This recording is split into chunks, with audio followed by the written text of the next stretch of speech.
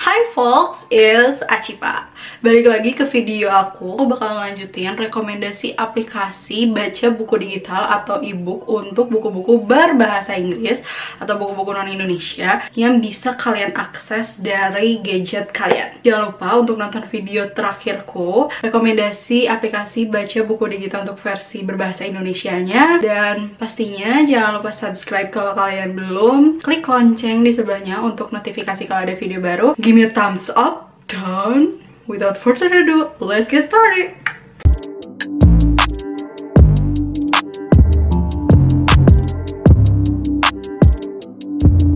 Sekarang aku bakal ngasih 5 rekomendasi aplikasi untuk baca buku digital versi berbahasa Inggris.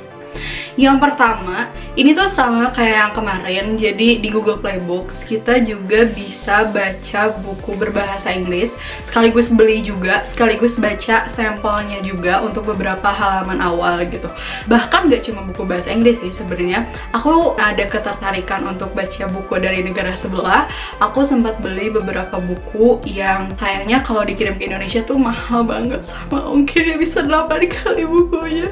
Jadi aku beli aja e-booknya gitu kan. Nah itu lebih murah karena ada diskonnya sekitar 30% dari harga aslinya. Terus yang kedua di Kindle atau Amazon Kindle gitu. Nah di Amazon Kindle ini sebenarnya bisa baca secara gratis, tapi juga beberapa buku yang bisa kita beli di official store-nya Amazon gitu kan. Jadi Amazon sama Kindle ini tuh saling bekerja sama, yang kemudian kalau kita beli buku di Amazon, buku digital ya versi e-booknya nanti juga bisa muncul di Kindle. Nah, apa bedanya sih sebenarnya sama e-reader kayak Kindle yang gini nih, yang gini? Itu juga sebenarnya buku-bukunya bisa dibeli di Amazon, cuman bedanya adalah di gadgetnya aja. Kalau misalkan Amazon Kindle ini bisa diakses di Play Store dan juga iOS, tapi kalau misalkan Kindle e-reader itu ya ada gadget Kindle-nya. Gimana sih? Iya kayak gitu. Yang membedakan adalah sebenarnya gadgetnya doang sih gitu. Dan ini lebih ke preferensi pribadi ya. Kalau aku pribadi ngerasa belum butuh aja sih e-reader. Ya nggak ada duitnya aja sih oke. Aplikasi yang ketiga ini adalah yang aku suka banget, kayak holy grail gitu loh ya. Namanya adalah Scribd. Jadi Scribd ini aplikasi yang memuat buku digital, audiobooks, dokumen, snapshot, podcast juga. Jadi kayak paket lengkap lah, kayak toko serba ada lah kalau si Scribd ini menurutku gitu. Buku-bukunya juga buku-buku yang menarik, buku-buku best selling, buku-buku yang terbaru juga ada gitu kan di situ. Dan menariknya di Scribd ini kalau misalkan kita pilih nih satu buku tertentu, nanti juga mereka bakal ngasih rekomendasi buku terkait gitu. Jadi kita nggak susah-susah untuk nyari. Kalau misalkan udah habis baca satu buku, kan kadang ada perasaan aduh bingung pengen baca buku apa lagi nih gitu kan. Jadi udah ada rekomendasi dari situnya yang jenis bisa dari genre atau penulisnya gitu. Terus juga di Scribd ini bisa dengerin audiobook. Aku juga belajar banget karena belajar bahasa Inggrisnya misalkan dari sini. Jadi kalau misalkan ada buku nih versi booksnya dan juga audiobooksnya, biasanya aku coba dulu untuk audiobooksnya. Kalau misalkan nanti nggak ngerti baru buka buku digitalnya di aplikasi Scribd-nya gitu.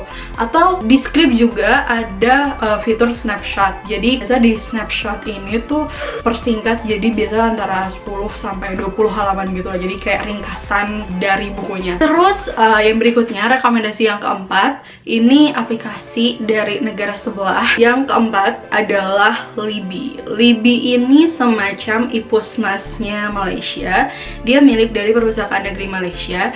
Tapi menariknya, Libby ini menurutku koleksinya tuh lebih beragam gitu loh. Karena nggak cuman buku-buku berbahasa Inggris, juga ada buku-buku berbahasa Melayu, kemudian Chinese dan juga Indiannya. Sorry ini bukan sara ya sebenarnya. Kalau di Indonesia kan memang bahasa pengantarnya Indonesia gitu. Jadi mostly adalah buku-bukunya berbahasa Indonesia. Sedangkan kalau di Malaysia itu karena ada 3 suku bangsa besar gitu kan, dan mereka punya kayak bahasa pengantar masing-masing. Jadi di Libby ini lebih variatif gitu secara bahasa. Cuman memang secara aplikasi agak kompleks sih sih sebenarnya dibandingkan Ipusnas. Ipusnas tuh terlalu sederhana, kalau Libby ini kompleks banget gitu. Jadi kalau misalkan baru pertama kali memang agak bingung gitu kalau nggak menelusurinya secara mendalam. Nah, di Libby ini untuk akses buku-bukunya secara gratis itu butuh namanya kayak nomor keanggotaan perpustakaannya gitu loh gitu kan. Dan maksudnya kita sebagai warga negara asing kan pasti nggak bisa ya kalau nggak pakai nomor keanggotaannya.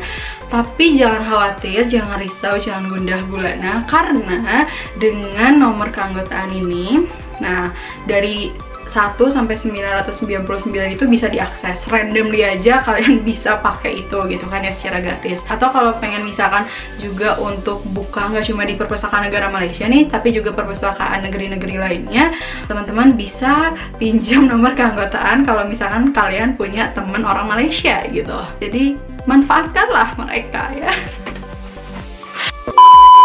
Rekomendasi aplikasi yang terakhir ini adalah Audible. Kalau Audible ini sebenarnya nggak untuk baca sih, seperti namanya aja gitu kan. Audible ini lebih untuk audiobooks, tapi menurutku tetap worth it juga untuk dicoba karena kita bisa mendengarkan buku berbahasa Inggris gitu kan. Jadi juga biar kita belajar pronunciation-nya, kemudian juga alur ceritanya dengan native speaker-nya. Kadang-kadang aku pakai sih Audible, tapi sebenarnya karena sorry banget nih ya, Scribd tuh udah paket lengkap, jadi kayak kenapa harus mencari yang lain kalau dia punya semuanya. Itu tadi rekomendasi aplikasi baca dan juga dengar buku digital untuk buku-buku berbahasa Inggris. Kalau kalian sendiri punya aplikasi jagoan, jangan lupa untuk tulis komentar di bawah. Dan pastinya like, share juga video ini supaya aku lebih semangat untuk bikin video berikutnya. Yeay! Makasih banyak udah nonton sampai akhir. Sampai jumpa di video berikutnya.